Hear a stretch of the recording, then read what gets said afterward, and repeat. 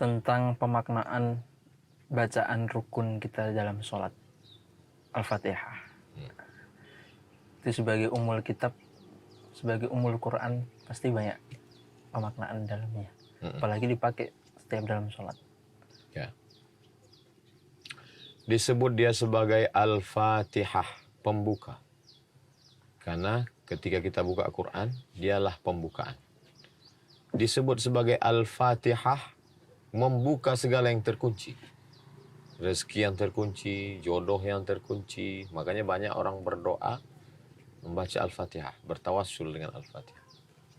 Disebut dengan As-Sab'ul Mathani, 7 yang diulang-ulang. Diulang subuh, diulang zuhur, diulang asar, diulang maghrib, diulang isya, diulang duha, diulang tahajud.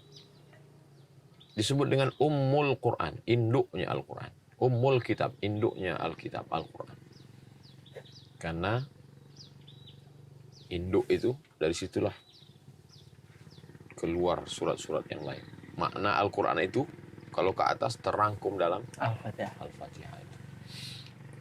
La salata, tidak sah salat liman lam yaqra' bi Fatihatil Kitab. Siapa yang tidak membaca Al-Fatihah. Idza qara'tal Quran, sebelum membaca Quran, fasta'iz billah, minta perlindungan kepada Allah. A'udzu billahi minasyaitonir rajim. Aku berlindung dengan Allah dari godaan setan. Rajim, dirajam. Rajam artinya lempar batu sampai mati. Diterjemahkan yang terkutuk. Ayatnya benar, tafsirannya keliru. Dibelokkan setan. Maka sebelum baca itu, ayatnya tidak salah, penafsirannya yang menyimpang.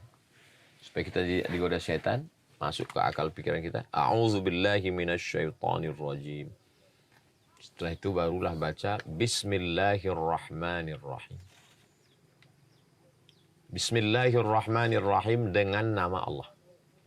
Yang selama ini dengan nama saya, dengan nama keluarga, dengan nama suku, dengan nama partai, dengan nama kami. Hilangkan itu semua. Yang benar adalah Bismillah, dengan nama Allah. Kullu amrin zibalin, semua amal yang baik, walam yubda' bi bismillah, kalau tidak dimulai dengan nama Allah, fahuwa aqta', maka amal itu putus. Bangun rumah. Yang ini bangun rumah. Yang ini rumahnya tidak bisa dijadikan bekal menghadap Allah. Yang ini bisa. Kenapa? Karena waktu membangunnya bismillah. Yang ini hidup. Yang ini hidup. Yang ini hidupnya hampa, sia-sia. Yang ini hidupnya bisa jadi bekal. Karena diawalinya dengan Bismillah, dengan nama Allah. Enggak Pak Ustadz, itu pas bangun kan enggak nama Allah. Nama Allah lah, alhamdulillahilladzi ahyana. Itu maksud dengan nama Allah. Masuk toilet, kamar mandi, tempat setan, bau busuk, najis, kotor, bisa jadi ibadah kalau dengan nama Allah. Allahumma inni a'udzubika minal khubuthi wal khaba'ith. Tidur, hanya sekedar memejamkan mata, bisa jadi ibadah atas nama Allah. Bismika Allahumma ahya wa amut. Bismillah, dengan nama Allah. Maka semua disebut atas nama Allah. Tapi nama Allah ini banyak. Ya Rahman, Ya Rahim, Ya Malik, Ya Quddus, Ya Salam, Ya Mu'min, Ya Aziz, Ya Jabbar, Ya Mutakabbir. Kenapa tidak Bismillahil Aziz, Bismillahil Mutakabbir, Bismillahil Jabbar, Bismillahil Aziz dengan nama Allah yang perkasa, Bismillahil Qawi dengan nama Allah yang maha kuat. Kenapa Bismillahirrahman dengan nama Allah? Rahman asal katanya rahmah, rahmatun, kasih sayang. Rahim juga asal katanya sama, rahmatun, kasih sayang. Bedanya, Rahman, kasih sayang yang diberikan Allah kepada semua makhluk. Binatang, pohon, kayu, benda mati, orang yang sholat dengan orang yang mabuk sama-sama dapat Rahman. Karena kalau orang yang mabuk itu tidak dapat Rahman, dia mati kontu. Pezina dengan yang menjaga diri matanya dari melihat yang haram sama-sama dapat Rahman. Bismillahirrahman. Tapi ada yang lebih halus lagi. Ar-Rahim. Ghafurun Rahim. Tidak Ghafurun Rahman. Rahim yang dapat itu hanya orang beriman saja. Maka ketika disebut Bismillahirrahmanirrahim, dengan nama Allah yang sayang kepada semua makhluknya, baik yang taat maupun yang maksiat. Inna rahmati sabaqat ghadabi. Rahmatku mendahului murkaku. Kalaulah murka Allah yang dikedepankan, yang minum khamar mati, yang berzina mati, yang korupsi mati. Sepi dunia ini. Allah tunggu sampai dia bertaubat. Allah kasih masa sampai dia sadar. Karena Allah itu lebih mengedepankan sayangnya, kasihnya. Bismillahirrahmanirrahim. Jadi yang peminum khamar, yang pemabuk, yang pezina, yang koruptor, ketika dia buka Quran, yang pertama dia lihat bukan ketakutan, tapi meneteskan air mata. Umurku selama ini kupakai untuk maksiat dan dosa, ternyata Allah tetap sayang padaku. Bismillah, in the name of Allah. Ar-Rahman, most gracious. Ar-Rahim, most merciful. Dengan nama Allah yang maha kasih kepada semua makhluknya, sayang kepada yang beriman. Bismillahirrahmanirrahim. Alhamdulillahi Rabbil Alamin. Alhamdu, semua pujian. Siapa pemiliknya? Lillah, ya Allah. Siapa Allah itu? Rabbil Alamin. Rabb, dia yang mencipta. Rabb, dia yang memberi rezeki. Rabb, dia yang mengatur, menjaga, memelihara. Alamin, masih wallah, semua yang selain Allah. Semua makhluk ciptaan Allah di langit, di bumi, yang nyata, manusia, yang tidak nyata, jin, malaikat, yang baik, yang jahat, semuanya milik Allah. Bismillahirrahmanirrahim. Alhamdulillahi Rabbil Alamin. Siapa Allah itu? Rabbil Alamin. Dia yang mencipta semesta alam. Rabbil Alamin. Dia yang menjaga semesta alam. Rabbil Alamin. Dia yang memberi rezeki kepada cacing yang ada di dalam tanah, yang tidak punya mata, tidak punya telinga, tidak punya kulit, tidak punya kaki. Lalu kenapa yang bisa jalan di atas tanah, yang punya mata, punya telinga, punya kulit, punya kaki, punya sepatu bot, punya jaket, kok ragu tentang Allah? Kok ragu tentang rezeki? Bismillahirrahmanirrahim. Alhamdulillahi Rabbil Alamin. Diulang sekali lagi. Pengulangan tikrar litaukid, penekanan makna. Ustaz besok datang, saya datang. Serius Ustaz datang? Insya Allah saya datang. Betul Ustaz datang? Demi Allah saya akan datang. Pengulangan itu penekanan makna. Ar-Rahmanir-Rahim. Apa Allah mengampuni dosa saya Pak Ustaz? Ar-Rahmanir-Rahim. Saya ini pezina Pak Ustaz. Ar-Rahmanir-Rahim. Saya ini peminum khamar Pak Ustaz. Ar-Rahmanir-Rahim. Allah maha sayang sama kamu. Allah menerima taubat. Maliki yaumiddin. Dialah raja, segala raja. Pada hari semua kerajaan tumbang, semua raja-raja mati. Hari akhirat. Yang sekarang punya kuasa sementara. Mati, selesai. Maliki yaumiddin, dia rajanya. Ketika tidak ada lagi kerajaan. Jadi yang mau disentuh ini pertama, orang yang hatinya sempat putus asa karena dosanya. Yang kedua, orang yang terlalu sombong dengan kuasaan. Kedua orang ini sudah melampaui batas. Maka Allah bukakan pintunya. Hai yang putus asa karena dosamu, jangan putus asa. Aku sayang. Ampuni dosa. Ar-Rahmanir-Rahim. Hai yang sudah merasa dirinya paling berkuasa, ingat, masamu akan berakhir, aku yang berkuasa. Semua kena. Alhamdulillahirrabbilalamin, Ar-Rahmanir-Rahim, Maliki yaumiddin. Iyyaka na'budu wa iyyaka nasta'in. Ayat yang pertengahan ini dibagi dua. Iyyaka na'budu, kepada engkau kami menyembah. Wa iyyaka nasta'in, kepada engkau kami minta tolong. Al-Fatihah dipenggal dua. Penggalan yang pertama, pujian kepada Allah. Bismillahirrahmanirrahim. Alhamdulillahirrabbilalamin. Ar-Rahmanirrahim. Maliki yaumiddin.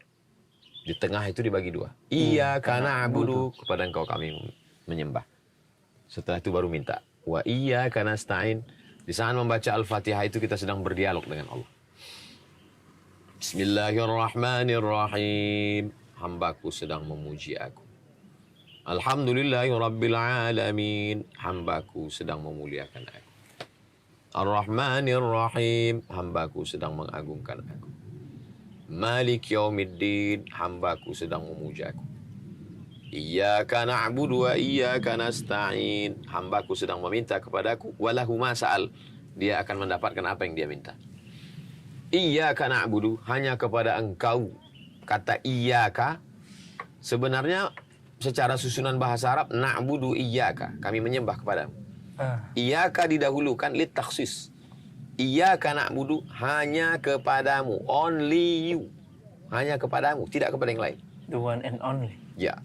Tidak ke pohon kayu, tidak ke hantu, tidak ke lembu, tidak ke siapapun. Iyyaka na'budu, hanya kepadamu. Wa iyyaka nasta'in, hanya kepada engkau kami minta tolong. Tidak kepada yang lain.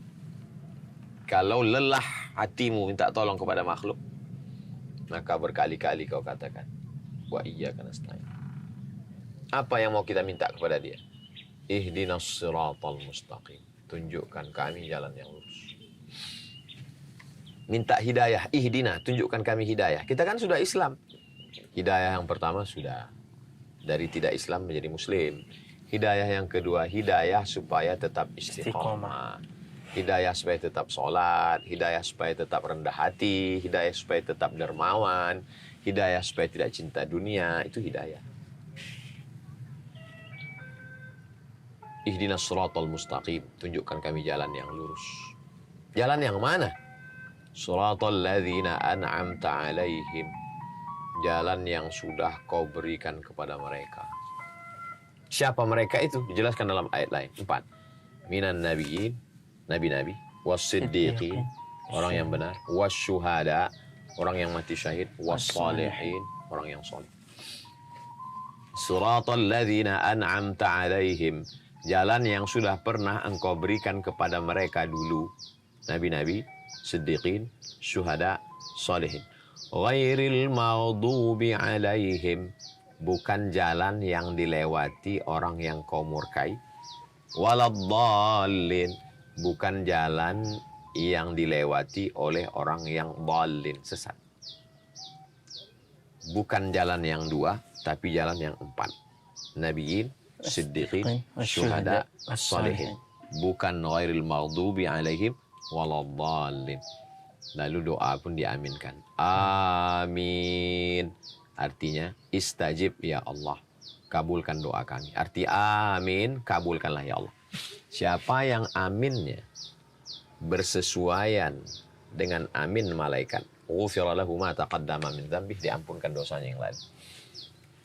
Itulah mengapa selesai baca ghairil maghdubi alaihim waladdallin, idza ammana al-imam, ketika imam mengucapkan amin, fa aminu, maka engkau ikut mengucapkan amin. Jangan mendahului imam. Ghairil maghdubi alaihim waladdallin. Dengar dulu imam. Kata imam baru ikut. Amin. Jangan mendahului imam. Jangan diam. Karena kita ingin mendapatkan barokah. Semakin ramai Masjidil Haram, Masjid Nabawi, semakin ramai mengucapkan amin, semakin dikabulkan Allah Subhanahu wa taala. Waladdallin. Amin. Itulah kemuliaan ketika kita baca surat Al-Fatihah. Maka segala hati yang tertutup dibukakan dengan hidayah.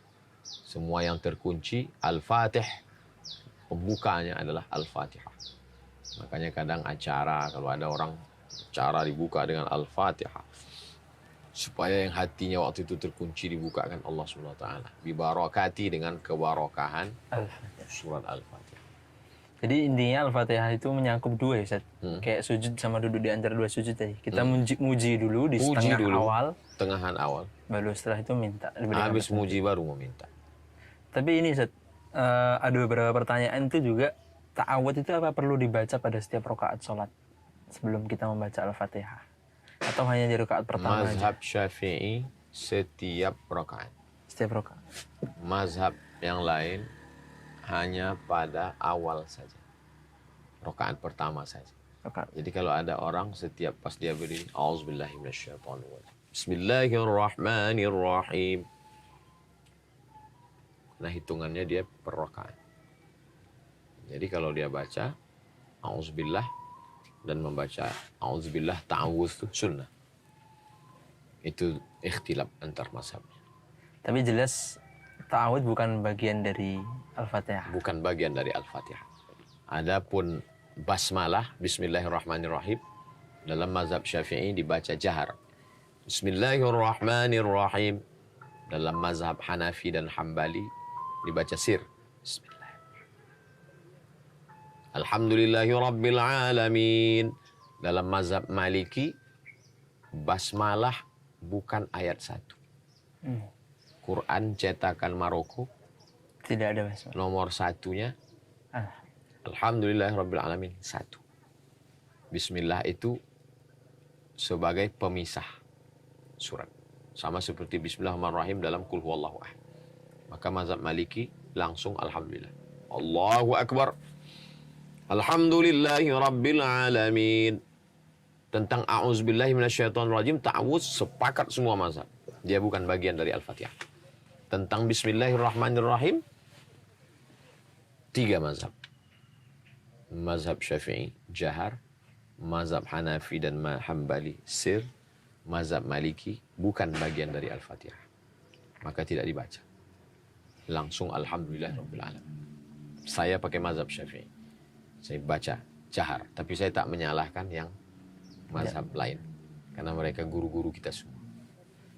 lanjut Ustaz. Setelah kita selesai baca Al-Fatihah, walaupun amin, doakan. Setelah itu baca surat pendek. Nah, Faqra'u ma tayassara minal Qur'an. Bacalah apa yang mudah bagimu dari Al-Quran. Hukum membaca ayat sunnah. Al-Quran dibaca di luar sholat, bagus. Tapi dibaca di dalam sholat, pahalanya berlipat ganda. Makanya ulama-ulama dulu menghatamkan Al-Quran di dalam sholat. Di antaranya Imam Syafi'i, Imam Ahmad bin Hanbal, Imam Al-Bukhari. Mereka ingin supaya ada bacaan Al-Quran dalam sholat, terutama di bulan Ramadan. Aqimis salata liduluki syamsi. Dirikanlah sholat ketika matahari tergelincir. Ila ghasaqil laili. Matahari tenggelam. Wa Qur'an al-fajri. Subuh. Sholat subuh disebut Qur'an al-fajri. Quran fajar. Karena bacaan Quran paling panjang dibaca waktu sholat subuh. Maka dikatakan dia Qur'an al-fajri. Karena ayat yang paling panjang dibaca Nabi dalam sholat subuh. Pada masa pemerintahan Abu Bakrin, Umar ibn al-Khattab, Abu Bakar Siddiq, Umar berkata, ni'matil bid'atu hadhihi, sebaik-baik bid'ah ini.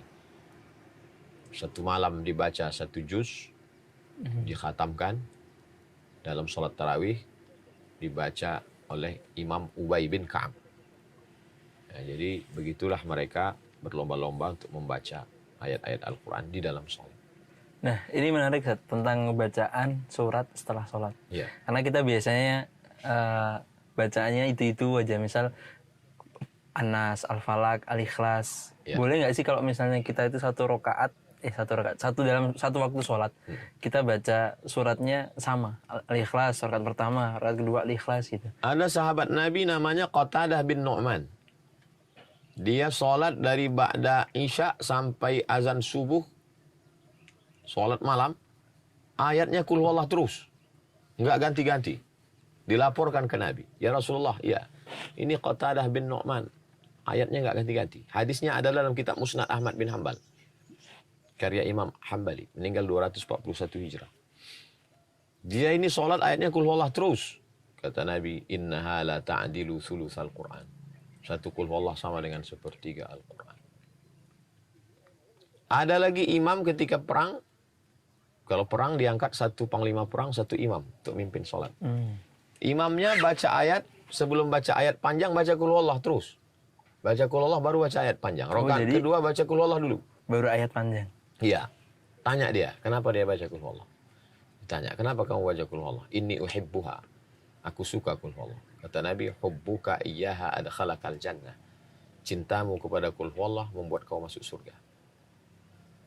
Nah, jadi kalau mau mengkhatamkan Al-Quran silakan, dan bagi yang baca ayat, tapi jangan sampai ini melegitimasi kemalasan. Iya. Jadi kita ini mau ngaji mencari kebenaran, bukan mencari pembenaran. Nyari pembenaran itu yang membuat kita tertinggal. Kenapa nggak ngapal yang lain? Sahabat Nabi pun ayatnya ini nyari pembenaran. Ini pemaknaan tentang surat-surat pendek yang sering kita pakai di dalam sholat, mulai dari An-Nas, Al-Falaq, Al-Ikhlas gitu. Dalam mazhab Syafi'i lebih utama membaca satu surat selesai daripada memotong tengah surat. Jadi makanya imam-imam kita dari dulu itu bacanya ayatnya surat-surat pendek, karena memakai mazhab Syafi'i lebih utama. Tapi bukan berarti yang ngambil di tengah itu tidak boleh. Sekarang kan lagi tren banyak penghafal Quran ambil dari tengah. Saya hanya menjelaskan kenapa. Dua kemungkinan, mungkin dia tidak hafal Quran. Mungkin juga dia hafal tapi dia lebih mengambil satu surat khatam kalau mau baca ayat di luar sholat. Kalau dia mau baca ayat panjang ketika imam tarawih atau ketika sholat tahajud. Itu tentang ayat. Faqra'u ma tayassara minal Qur'an. Bacakan apa yang mudah bagimu dari Al-Quran. Dalam kitab Al-Majmu' Syarah Muhadzab, kata Imam Nawawi, jangan membaca yang susunannya dari belakang ke atas. Jadi kalau rakaat pertamanya kul huwallah, rakaat kedua harus bawahnya. Jangan rakaat keduanya kul ya ayyuhal kafirun. Itu berarti mundur. Sungsang dia. Jadi ikutilah menurut urutan susunan mushaf. Jadi kalau dia baca wadduha, keduanya alam nashrah. Atau tidak mesti berurutan. Wadduha dibacanya setelah itu kul huwallah. Jadi dari atas ke bawah. Tapi kita mengkaji kesempatan ini surat-surat yang pendek. Kita awali pendek-pendek An-Nas, Al-Falaq, Al-Ikhlas. Yang biasa kita baca, tujuannya, targetnya simpel saja. Supaya saat kita membaca ayat itu kita paham, kita mengerti, menambah kekhusyuan, menambah perenungan, dan hati kita tidak kemana-mana. Apakah kalau kita tidak paham, tidak ada pahalanya? Wa idza quri'al Qur'an, kalau Quran dibacakan, fastami'u lahu, dengar baik-baik, wa ansitu, diam, la'allakum turhamun. Dengar aja dapat rahmat. Apalagi baca dalam sholat. Dalam sholat. La aqulu alif lam mim harf. Alif lam mim tidak dihitung satu huruf. Al alifu huruf, wal lamu harf, wal mimu harf. Satu huruf lam, satu huruf alif, satu huruf lam, satu huruf mim. Walikulli harfin asyru amsalihha. Setiap huruf itu dibalas 10 kebaikan. Jadi pahalanya banyak kalau mau kejar pahala. Tapi kita kan mau lebih di atas itu. Kita mau faham, mengerti maknanya, menguatkan iman, memfokuskan pikiran, membantu kekhusyuan. Afala yatadabbaruna al-Qur'an. Mengapa mereka tidak merenungkan, memikirkan Quran? Wa idza tuliyat 'alaihim ayatuhu, kalau ayat-ayat Quran itu dibacakan, zadathum imana, bertambah imannya. Kenapa bertambah imannya? Karena faham. Tapi banyak juga orang yang tidak paham, lembut hatinya menangis, meneteskan air mata. Yang paham malah cuek. Tapi ini salah satu usaha ikhtiar kita. Ketika dibacakan, ingat. Bukan sebagai mantra. Allah. Mulai dari surat An-Nas. Surat An-Nas. Nas, manusia. Bismillahirrahmanirrahim. Pemisah antara Al-Fatihah dengan An-Nas ada Bismillah. basmalah. Bismillahirrahmanirrahim. Kecuali pada surat At-Taubah. Bara'atun minallah. Allah melepaskan diri hubungan dengan orang musyrik. Fasihu fil ardi arba'ata ashur. Silakan kamu berjalan di atas muka bumi ini 4 bulan. Sampai turun azab Allah. Ancaman. Kan nggak mungkin ancaman tiba-tiba Awalnya. dengan lemah lembut. Dengan nama Allah yang maha pengasih lagi maha penyayang. Enggak. Tidak ada korelasi. Ya, kayaknya tidak ada bismillahnya di awal itu. Yang lain itu tetap ada. Bismillahirrahmanirrahim. Dengan nama Allah yang maha pengasih lagi maha penyayang. Qul, katakanlah. Katakanlah wahai Muhammad sallallahu alaihi wasallam. A'udzu, aku berlindung kepada Allah. Bi Rabbin Nas. Dengan Rabb Allah yang menciptakan nas manusia. Yang memberi rezeki kepada manusia. Yang mengatur hidup manusia.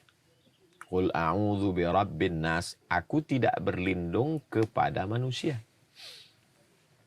Untuk membantah, karena dulu banyak orang berlindung kepada manusia. Insya Allah Pak, usaha kita ini insya Allah nggak diganggu. Kenapa? Ya kita punya backingan. Ada Abu Jahal dan Abu Lahab. Dan Qul a'udzu bi Rabbin Nas. Berlindungnya kepada Rabb manusia. Itu manusia-manusia yang hebat-hebat itu. Dia itu ada penciptanya loh. Siapa dia? Allah. Jadi sesama manusia jangan takut. Karena status kita sama. Dia manusia, kita manusia. Apa kita takutkan? Dia bukan Tuhan. Kenapa mempertuhankan manusia? Qul a'udzu birabbin nas. Siapa dia? Malikin nas. Malik, raja. Raja itu kan manusia. Raja, penguasa. Mereka itu akan binasa. Yang tidak binasa itu Allah Subhanahu wa ta'ala. Dialah yang sebenar-benar raja. Malikin nas. Ilahin nas, sembahan manusia. Yang disembah oleh semua manusia. Manusia hanya menyembah dia. Kalau ada selama ini manusia menyembah pokok kayu, menyembah batu, mereka salah sembah, salah alamat, alamat palsu. Rabbin nas, pencipta, penjaga, pemberi rezeki. Malikin nas, raja. Ilahin nas, sembahan manusia. Dari siapa kita berlindung? Min syarril waswasil khannas. Dari syarri kejelekan waswas, bisik. Was. Dari bisikan khannas, dia yang bersembunyi. Kenapa dia disebut bersembunyi? Seperti tikus yang bersembunyi ketika ada kucing. Ada kucing, disembunyi. Ketika nggak ada kucing, dia naik ke atas meja makan. Siapa itu? Setan. Setan selalu bersembunyi ketika orang berzikir. Astaghfirullahaladzim. Pas orang lalai. Jadi kuncinya jangan lalai. Ada zikir pagi, ada zikir petang, zikir sebelum makan, zikir sebelum tidur, zikir sebelum berhubungan, zikir sebelum masuk WC, zikir ketika dapat nikmat. Buku, zikir, dan doa. Allazina yazkurun Allah, orang yang zikir menyebut mengingat Allah qiyaman waktu tegak, wa qu'udan waktu duduk, wa ala junubihim. Enggak boleh lupa. Kenapa? Karena dia khannas. Bersembunyi. Ketika orang lalai dia keluar. Min syarril waswasil khannas alladzi waswisu. Min syarri, dari kejelekan, waswasil khannas. Ini dia yang bersembunyi. Siapa dia? Alladzi yang yuwaswisu, berbisik. Di mana dia berbisik? Bukan di sini. Sudurin. Fi sudur, dada. Di dada manusia. Dada yang mana? Kanan, kiri, atas, bawah, kiri, bawah dikit. Di jantung. Alladzi waswisu fi sudurin nas. Di sini dia berbisik. Dari kalangan mana? Minal jinnati. Dari kalangan jin wan nas, dari kalangan Setan dari kalangan jin dan manusia. Nama komunitasnya jin. Surat Al-Jin juz 29, surat yang pertama. Jin ini terbagi dua. Wa anna minnal muslimun, kami ada yang jin muslim. Wa minnal qasitun, ada yang jin ingkar. Ingkar itu bahasa Arabnya kafir. Jin kafir. Bosnya namanya iblis. Kana minal jinni. Iblis itu berasal dari jin. Fafasaqa an amri rabbih. Dia fasik melawan perintah Tuhan. Dia dari kalangan jin.